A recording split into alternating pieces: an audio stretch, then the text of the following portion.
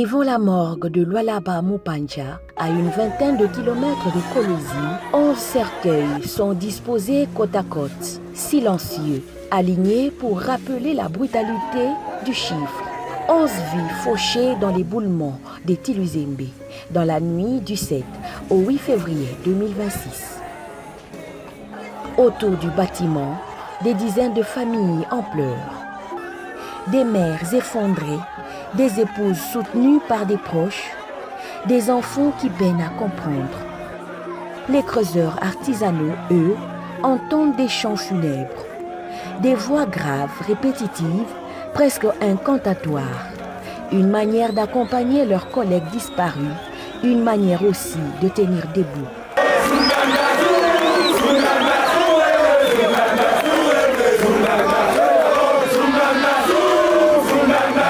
Avant toute chose, une étape cruciale, l'identification. Sous la supervision du président des creuseurs des Tiluzembe, chaque famille est appelée à reconnaître le corps de son proche.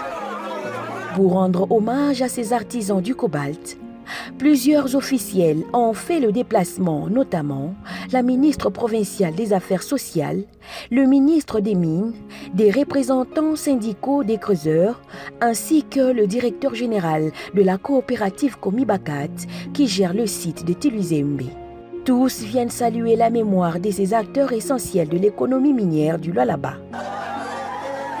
Peu après, 2 corbillards reçoivent tour à tour les 11 dépouilles. Devant, les creuseurs marchent en chantant.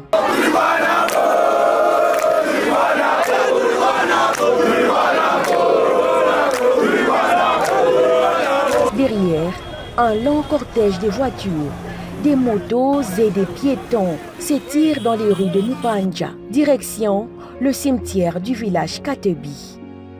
C'est là que la cérémonie prend une dimension presque irréelle. Une pluie battante s'abat soudainement sur l'assistance. Les familles, les autorités et les creuseurs restent trompés, figés face au cercueil, descendus un à un dans la terre rouge.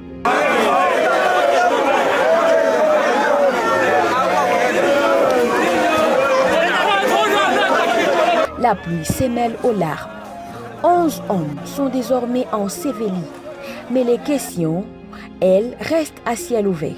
En 3 mois, la province du Lualaba a connu 2 éboulements majeurs à Moulondo, puis à Tiluzembe. Bilan cumulé, 46 morts. Des ONG locales et internationales s'interrogent sur la lenteur dans la mise en place de véritables zones d'exploitation artisanale sécurisées. Les fameuses ZEA, zones d'exploitation artisanale, promises depuis des années. En attendant, des milliers de creuseurs continuent de travailler dans des conditions précaires, entre espoir d'encadrement et réalité du terrain.